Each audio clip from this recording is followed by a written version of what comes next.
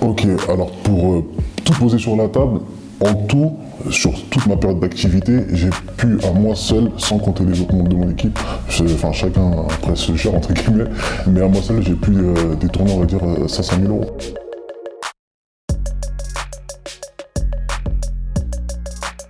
Bonjour à tous, aujourd'hui on se retrouve pour une nouvelle vidéo exceptionnelle. Aujourd'hui je reçois un ex-fraudeur qui a détourné plus de 500 000 euros. Vous allez certainement vous demander pourquoi je reçois une telle personne contre qui je lutte. Évidemment, il est important de comprendre son ennemi pour pouvoir le combattre. Et c'est pour ça que j'ai décidé de la recevoir. Je m'appelle Philippe Kanté, je suis le fondateur d'ID Protect. Pour ceux qui ne me connaissent pas, mon objectif est de lutter contre la fraude et de permettre aux citoyens de protéger leur identité. Bonjour, merci d'avoir accepté de venir aujourd'hui nous parler. Alors, je sais que tu as une certaine expérience avec la fraude. Ouais. Et du coup, j'aimerais savoir comment ça se déroule, j'aimerais savoir ton expérience à proprement parler, quels sont les usages ou les moyens que tu avais utilisés pour en fait frauder au final. Donc, je te laisse en parler. D'accord. Bonjour, déjà merci pour l'invitation. Alors, la fraude, comment je suis tombé dedans? Bah, tout simplement déjà parce que il y avait, enfin voilà, on va tomber dans les clichés, pas d'argent, etc. Et je voulais un moyen de faire de l'argent, on va dire facilement, mais sans impacter, on va dire les gens personnellement. Donc du coup, je trouvais que la fraude, c'était quelque chose qui était plus, comment dire, qui était plus simple et il y avait un côté plus moral pour moi en tout cas.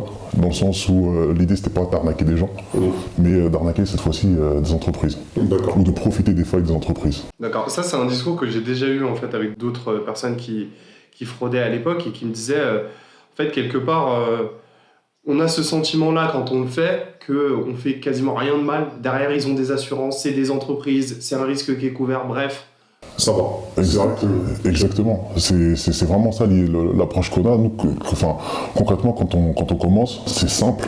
Parce que là, dans la discussion, on va rentrer dans le détail, mais on va voir à quel point c'est simple. C'est simple, mais surtout, je peux me regarder dans un miroir après.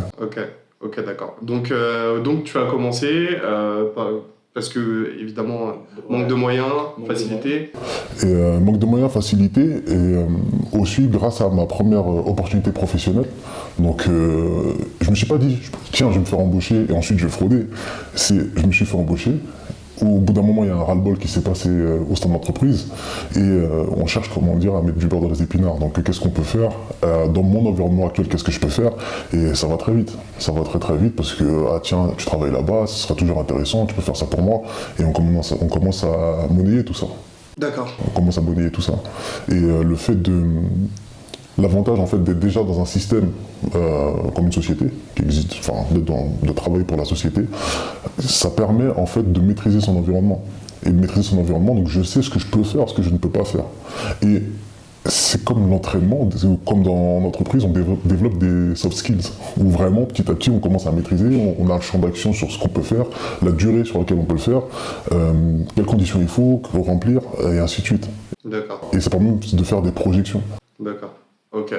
Et du coup, parle-moi un peu plus de cette expérience. Concrètement, qu'est-ce que tu as pu faire et éventuellement quels sont les montants, etc. Qu'est-ce qui s'est passé en fait? Ok, alors pour tout poser sur la table, en tout, sur toute ma période d'activité, j'ai pu à moi seul, sans compter les autres membres de mon équipe, enfin chacun après se gère entre guillemets, mais à moi seul j'ai pu détourner on va dire 500 000 euros. 500 000 euros, mais non. 500 000 euros. Ça m'a permis d'ouvrir par la suite d'autres entreprises, etc. Okay. Mais c'est vrai que dans un premier temps, 500 000 euros, et le pire, c'est que ça peut paraître beaucoup, mais on est des petits joueurs. En fait, ça veut dire qu'à l'échelle de ton organisation, ouais. Toi, personnellement, tu as perçu 500 000 euros de ça, et ton organisation également, elle aussi, en fait, chacun des membres avait à peu près dans le même montant.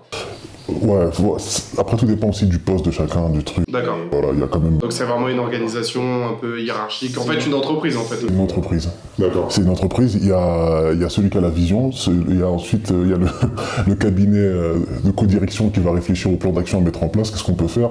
Et une fois qu'on a fait ça, il faut réfléchir à qu'est-ce qu'on fait de l'argent. D'accord. Donc, parce que l'argent, c'est bien, mais si je pose 500 000 euros sur mon compte, bon, je rassure, c'est pas d'un coup, hein, et c'est réparti sur plusieurs années.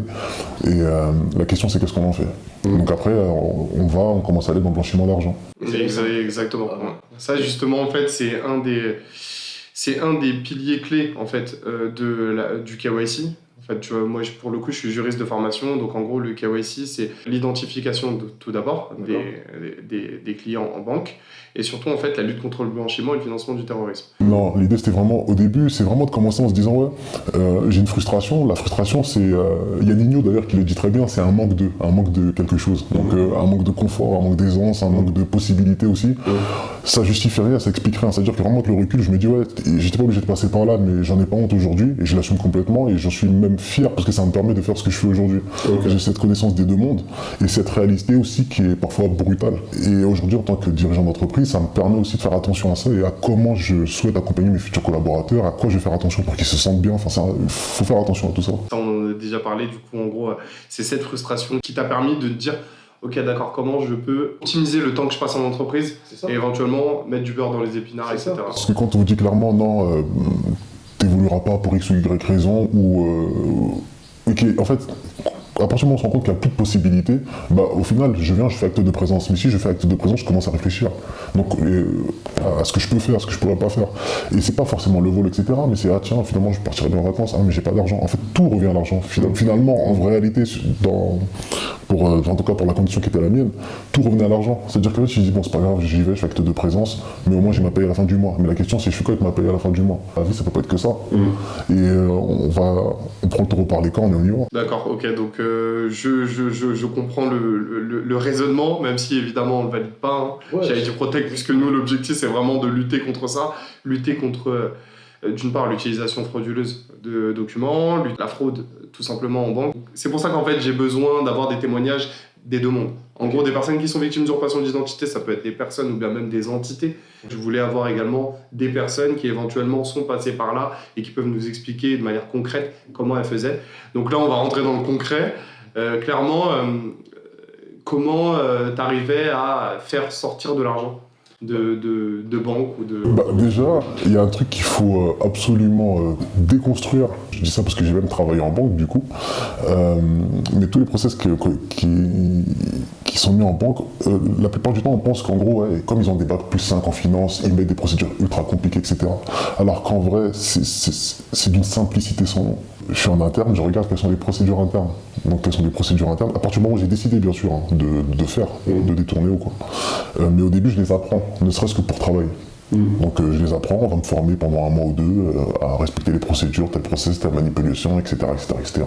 Ne fais pas ci, quand tu fais ci, ça engendre ça, quand tu fais ça, ça engendre ci. Sauf que ça en réalité, ce sont des clés.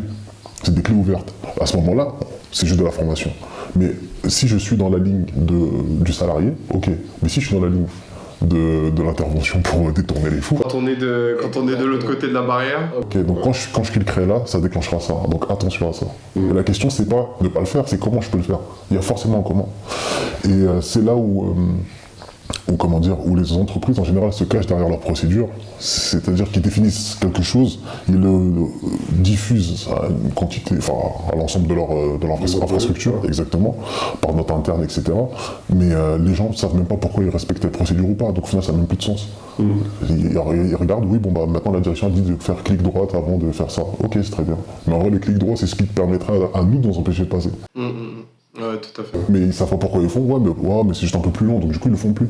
Parce que quelque part, on leur rajoute peut-être aussi des procédures, on donne pas de sens, en même temps on demande une productivité, en même temps il y a la pression client, il y a la pression du chiffre, et les gens naturellement vont choisir la pression qu'ils souhaitent affronter, par confort. Et ce qui est très important, c'est l'humain aussi. Donc non seulement j'ai compris comment fonctionnent les procédures, mais maintenant je regarde comment évolue l'équipe, qui est assidu, qui regarde, qui pointe, qui est plutôt souple, qui arrive en retard, qui s'entend pas avec un tel, qui est fatigué parce qu'il travaille beaucoup, plutôt minutieux, qui est discret, qui est observateur, et ainsi de suite. Et quand on va croiser cet ensemble de données, déjà, entre parenthèses, ça quand même, encore une fois, ça développe les soft skills. Parce que quand je regarde ce que je viens de dire, c'est les compétences d'un manager, en réalité, de connaître son équipe. Mais au final, on arrive avec ces compétences-là d'observation, on développe une capacité à cerner les gens et à cerner notre entourage. Au-delà de la manipulation des gens, il y a la manipulation comment dire, du fonctionnement de l'entreprise. C'est-à-dire qu'on se retrouve, nous, à remanipuler l'entreprise malgré elle. C'est-à-dire parce que nous, on prend en compte aussi l'humain. Et en prenant l'humain, avec les propres procédures qu'ils mettent en place, c'est des boulevards qui se créent. Alors tout ne passe pas, hein, mais quand ça passe, ça fait mal. Ouais, clairement, c'est... Alors, une analogie sur ce que tu as dit au début, c'est clairement, en fait, les banques, elles ont des obligations auxquelles elles sont obligées de répondre. C'est-à-dire notamment l'identification, savoir qui est ton client, lui pousser les bons produits, parce qu'il a tel type de risque, etc. Tout ça, c'est des procédures. C'est des procédures qui sont contrôlées. Potentiellement, elles ont sanction si la banque n'a pas prouvé qu'elle l'avait fait. En revanche, est-ce que c'est bien fait ou est-ce que c'est pas bien fait?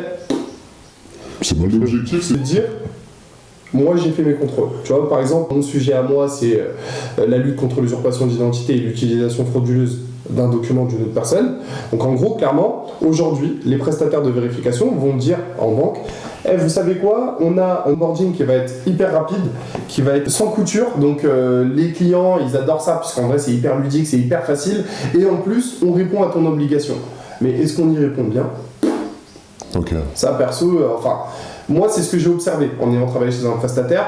Clairement, c'est on va répondre à ton obligation, tu ne prends pas la sanction par la CPR, mais par contre, s'il y a de la fraude, etc., c'est un risque provisionné quelque part. C'est là où en fait je voulais faire l'analogie avec ce que tu disais, c'est qu'en fait il y a des procédures qui sont mises en place parce qu'on doit mettre des procédures. Mais est-ce qu'elles sont contrôlées? Est-ce qu'elles sont bien contrôlées? Est-ce qu'elles sont bien faites? Est-ce qu'elles permettent d'éviter réellement la fraude, etc. Je suis pas certain. Exactement. Et là où, comment dire, où ça fait sens, en fait, pour moi en tout cas qui est pratiqué, là où ça fait sens, c'est qu'on sent qu'il n'y a pas l'obligation de résultat et que quelque part, toute la procédure repose sur le professionnalisme de la personne qui la porte. Voilà. C'est un peu mon combat, ça, pour le coup. En tout cas, moi, vraiment, sur l'onboarding, ça, c'est mon combat, mais clairement, ça, je suis en phase avec ce que tu dis là, à ce niveau-là. Donc, c'est 500 000 € que tu as réussi à détourner en quelques années. Comment t'as fait? C'est vraiment le cumul de plusieurs secteurs. Et c'est qu'une fois qu'on a compris la recette, elle est applicable partout. Ça marche aussi bien avec une société de transport qu'avec une banque, qu'avec une entreprise, une société dans le retail. En fait, on s'en fout. Peu importe où on va rentrer, on va réussir. On va réussir parce qu'il y a des choses, des réalités auxquelles ils ne se sont pas confrontés. Ils sont confrontés à des procédures, pas aux réalités. On va prendre un cas banque, un cas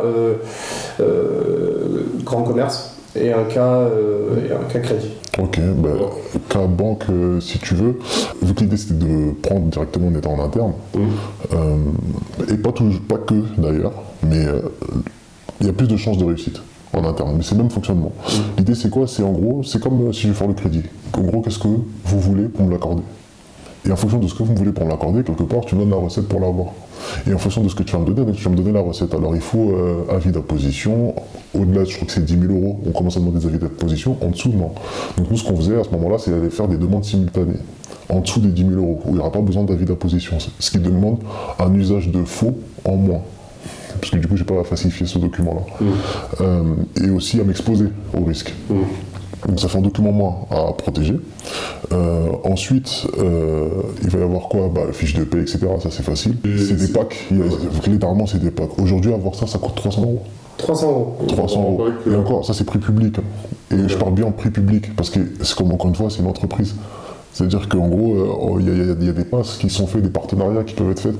Donc je peux faire appel à un prestataire qui va me fournir une société, un numéro de téléphone et je suis bien référencé. Comme on a pu le voir notamment chez Zone Interdite quand il y avait l'histoire là pour les appartements. Donc c'est le même procédé, mais cette fois-ci moi j'utilise ça pour les banques. Et pour la banque on va me dire ouais mais comment tu fais pour la pièce d'identité ou quoi? Donc pour la pièce d'identité, alors nous, notre équipe en tout cas, on n'utilisait pas on détournait pas de pièce d'identité qui appartenait à quelqu'un d'autre. Parce que vraiment encore une fois le but c'est pas de mettre des gens en galère. C'était nous de se mettre bien au profit pour faire une fausse pièce d'identité, c'est très simple, je vais dans le 13e. Dans le Ah, 13e arrondissement Dans à le Paris. 13e arrondissement à Paris. Et je parle de ça, c'était à l'époque. Hein. Ouais. Donc aujourd'hui, je ne saurais pas trop dire où sont les points de référencement, etc. Mais je suis dans le 13e et ça va très vite. Et d'ailleurs, pour Des l'exercice, documents qui passent les contrôles en banque.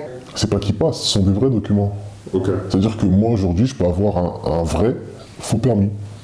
Un vrai faux permis, oui, c'est-à-dire un document qui est falsifié. Il n'est pas falsifié, je suis vraiment référencé à la préfecture. Je suis vraiment. Oui, Ah ok, donc ça veut dire que c'est des gens qui sont internes là-bas qui vont créer des documents. Potentiellement. Voilà, Potentiellement. je vais rester sur ce. D'accord, on va rester dans le flou. Ok. Dans le flou, Ok, ok. Ouais. Donc ça. Ok, donc là on a atteint un niveau. Ok, donc voilà, document, voilà, un vrai faux document que potentiellement que tu vas acheter déjà. Ouais, j'ai Un acheté certain prix. 5 000 € à l'époque. 5 000 euros. Ok. 5 000 €. Vu que c'était un vrai. Ouais. Ok. C'est vraiment pas un souci. Ok, oufissime, ok. Donc voilà, ce dossier-là, tu l'utilises, tu le prends, tu le récupères, tu vas aller l'utiliser potentiellement en banque pour demander un crédit et pour ne pas trop alerter, donc moins de 10 000 €, tous les crédits en simultané, Exactement. toutes les banques en même temps. Parce qu'il y a un truc qui est important, c'est que je sais pas si, même dans ton expérience personnelle, des fois il y a la case, avez-vous un crédit en cours? Donc la question c'est, je pense que, en fait, j'ai un doute là, à l'époque en tout cas on avait un doute là-dessus, on s'est dit mais si pose la question c'est peut-être que c'est vérifiable, ce point-là. Donc par sécurité, c'est là où nous est venue l'idée de faire le crédit en simultané. Mais l'avantage, en fait, on s'est rendu compte que faire ça, au-delà d'éviter le contrôle s'il y en a un, parce qu'on sait même pas en fait s'il y en a un, mais s'il y en a un, ça permet surtout d'avoir au bout des 14 jours, on reçoit l'argent, c'est pas 9 000 € qu'on reçoit.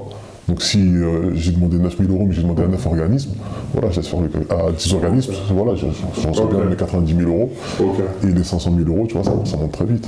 C'était un nom fantaisiste, du coup. Sur mon. Exactement.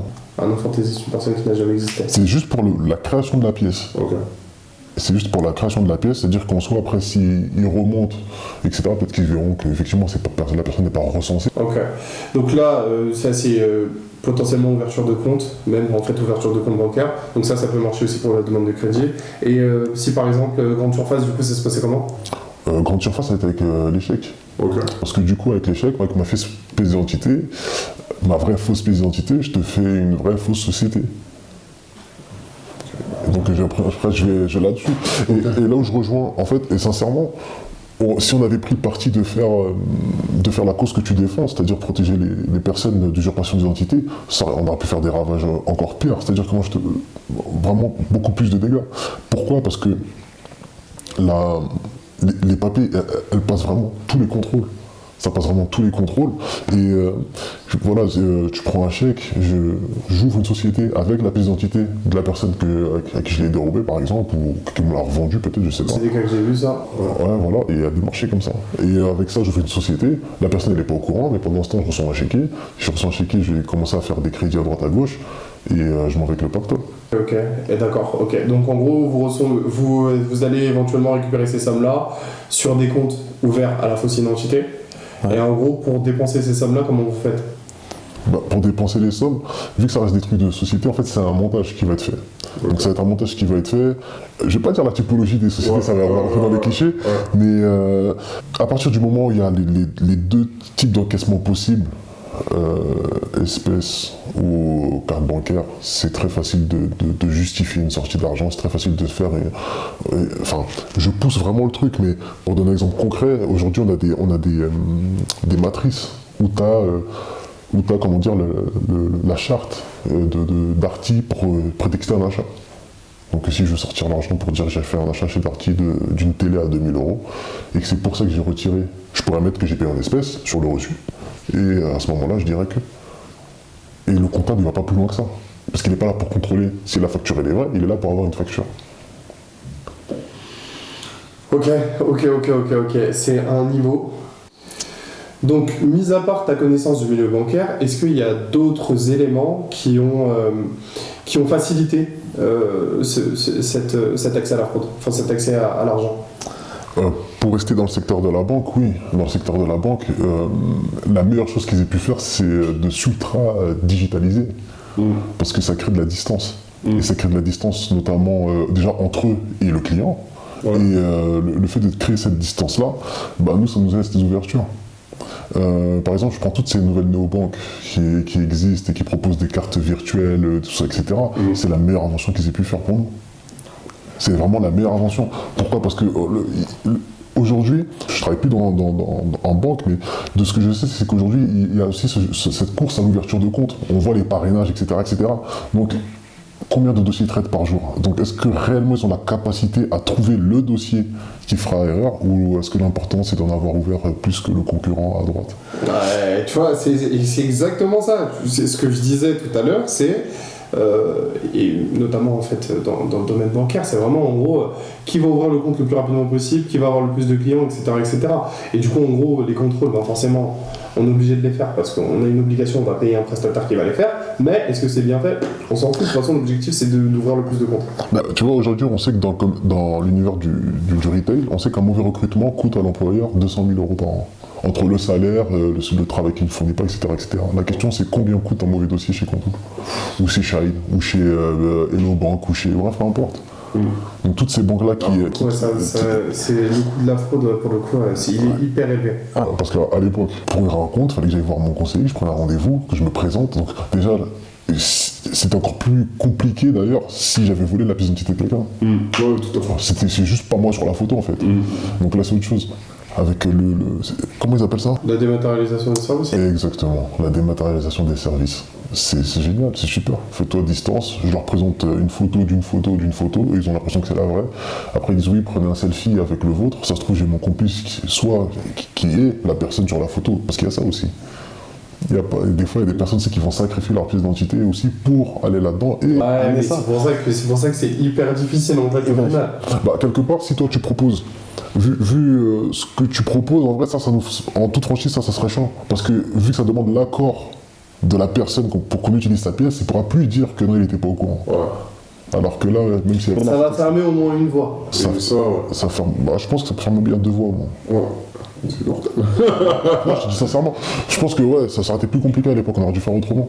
Ouais. S'il y avait ce genre de système. De toute façon, ça va bientôt venir. J'en suis sûr que ça va être l'avenir. Je te souhaite pour toi et je ne souhaite pas pour eux. Et voilà. Et donc, la carte bleue dématérialisée, c'était un avantage parce qu'en fait, tout simplement, tu pouvais l'utiliser à distance. Tu n'avais pas besoin de la recevoir non plus.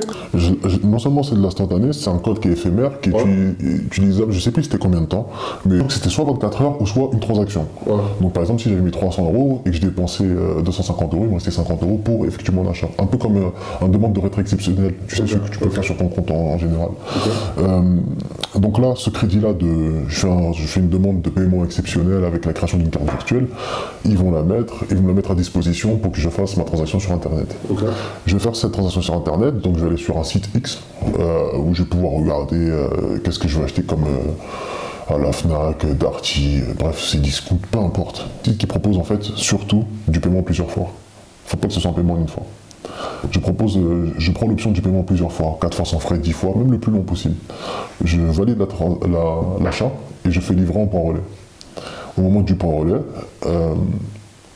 quand je vais chercher le colis, la personne, elle sait pas tout ce qui se passe derrière. Je signe le colis, j'ai ma pièce d'identité qui correspond au nom, parce que c'est tout ce qu'elle regarde. Elle regarde le nom, elle regarde pas si la tête correspond. Et le pire, c'est que si c'est une pièce d'identité qui a été volée, je fais une fausse procuration. Et je récupère la pièce parce qu'aujourd'hui, oui, vous avez la procuration de la personne. Voilà, c'est tout ce qu'il demande, une lettre. Donc je fais cette fameuse lettre, j'ai récupéré le colis. Une fois que le colis est récupéré, le mois d'après, l'organisme va vouloir prélever, ça n'existe plus, donc ils vont se rapprocher vers comment on appelle ça ? Le point relais. Oui, le colis a bien été remis, donc ils vont regarder les documents qui ont été mis à disposition. Et soit ils tombent sur un vide, soit ils tombent sur des mauvaises personnes, usurpation d'identité. Donc oui, on vous appelle parce que voilà, tout simplement, il y a un achat qui a été fait à votre nom et tout crédit doit être remboursé, mais sauf que c'est pas la personne. Donc la question c'est qu'est-ce qu'on fait quand c'est comme ça ? J'avoue, c'est ouf. Non, mais c'est incroyable. Mais en fait, moi, ce qui me sidère, entre guillemets, c'est qu'en fait, Mais c'est tout un réseau. C'est tout un réseau. C'est en gros, il y a les personnes potentiellement qui vont aller créer les entreprises, qui vont aller créer la fausse entreprise, etc. Ou bien aller récupérer le document d'identité. La personne qui va éventuellement faire le dossier, etc. La personne qui va faire les crédits instantanés, trucs. En fait, c'était une entreprise, quoi. C'est une entreprise. Et avec comment dire, le relais auquel vous allez récupérer. En voyant comment fonctionne une entreprise, je me suis dit, mais en fait, ce qu'on a fait au début, c'est une étude de marché, c'est une veille concurrentielle, c'est voir comment ça marche, et quelles sont les tendances aussi, parce qu'en gros, pour faire ça, il faut être au courant qu'ils sortent des cartes virtuelles, etc., etc. On voit une pub à la télé. Ah tiens, c'est intéressant de savoir. Donc du coup, au final, on devient curieux surtout, et en réalité, des fois, j'ai l'impression qu'on a une connaissance du système bancaire qui est beaucoup plus poussé, pas sur le terme chiffré, le jargon qu'ils emploient, etc. Non, mais la question c'est, si on doit parler de qui fait de l'argent en ce moment-là, je crois qu'on est l'un des seuls secteurs, si on peut le dire ça comme ça, qui arrive à faire de l'argent sur les banques. Qui gagne contre la banque? La banque gagne toujours. C'est faux, c'est pas vrai. Donc avec autant d'argent facile, j'ai envie de dire, qu'est-ce qui a fait, quel a été le déclic pour que tu arrêtes totalement tes activités? Déjà, c'est pas parce qu'on fait beaucoup d'argent qu'on sait utiliser l'argent derrière. Donc ça, je crois que c'est vraiment la plus grosse règle que j'ai appris. C'est en gros, qu'est-ce que je fais de cet argent-là après? Généralement, ça tombe dans les dépenses futiles, les bêtes, etc. Et donc, vraiment, déjà, je me suis posé cette question-là. Et ensuite, il y a la vie de famille. Il y a la vie de famille et il n'y a pas d'avenir dans ça. C'est-à-dire, quand je dis il n'y a pas d'avenir, c'est un moyen à très court terme. C'est un moyen à très court terme, on tombe dedans. Au début, on y va avec, ses valeurs ou ses conditions, sa condition qui fait que oui, je vais faire ci ou je vais faire ça pour répondre à tel besoin, tel besoin. Mais après, on se rend compte que c'est pas une solution et que ce qu'on peut perdre est trop élevé comparé à ce qu'on peut gagner. Il y a eu des enfants. Donc il y a eu les enfants. Et aussi un truc tout bête, ça c'est plus personnel, on se rend compte qu'on est capable de faire beaucoup de choses au final. J'ai développé des compétences, comme je disais tout à l'heure, donc ça a développé l'intelligence situationnelle, la capacité de projection, de scénarisation, cerner les gens, donc il y a du management aussi qui se développe là-dessus, il y a la manipulation globale, la manipulation de la personne. On utilisait malgré nous des outils de la PNL sans le savoir, ou de la process communication sans le savoir, et tous ces trucs-là, quand tu t'en rends compte, au final tu te dis mais en vrai je peux faire quelque chose de plus grand que ça. Et pas avoir peur un jour de me faire arrêter, etc. Et c'est vrai que, comment dire, c'est ce qui fait que d'ailleurs aujourd'hui, je souhaite pas montrer mon visage. C'est parce que c'est tellement simple au final que je me suis jamais fait attraper. Et j'aimerais que ça reste comme ça. Mais pas pour continuer. Je le vois comme une seconde chance. Franchement, c'est très instructif le témoignage que tu as pu apporter. Honnêtement, comme je le disais tout à l'heure, en fait, j'ai besoin de ça, de nourrir en fait de l'expérience de personnes qui ont vécu ça, enfin, des deux côtés de la barrière, pour tout simplement en fait alerter. Parce que ça, moi, mon objectif personnellement, c'est de pouvoir protéger le citoyen. Okay. Fraude banque, si elle peut éviter et gagner beaucoup plus d'argent, ou en tout cas éviter d'en perdre. Évidemment, ça va être instructif pour eux, ils vont savoir que voilà, il y a des solutions qui existent et qui vont permettre potentiellement même d'avoir un meilleur management, potentiellement d'avoir des meilleurs process mis en place pour éviter ça, clairement. Mais moi, mon objectif, c'est vraiment très très orienté le citoyen qui souffre de ces situations-là. T'en faisais pas partie, c'est pas quelque chose que toi t'as mis en place, mais c'est toujours bien d'avoir quelque part en fait une vision globale pour pouvoir apporter la meilleure solution derrière. Donc pour ça je te remercie. Évidemment l'objectif ce n'est pas d'inciter qui que ce soit à faire ça et tu as arrêté ça et c'est très bien. Donc j'espère que tu continueras sur le droit chemin. Merci en tout cas pour ton témoignage et puis je te souhaite le meilleur pour ta nouvelle vie. Merci à toi aussi. Merci de m'avoir reçu. Merci à tous d'avoir visionné cette vidéo. J'espère que ce témoignage vous permettra de renforcer vos process de sécurisation contre la fraude. Si cette vidéo vous a plu, n'hésitez pas à la liker et à vous abonner à la chaîne si vous souhaitez plus de contenu sur comment protéger votre entreprise.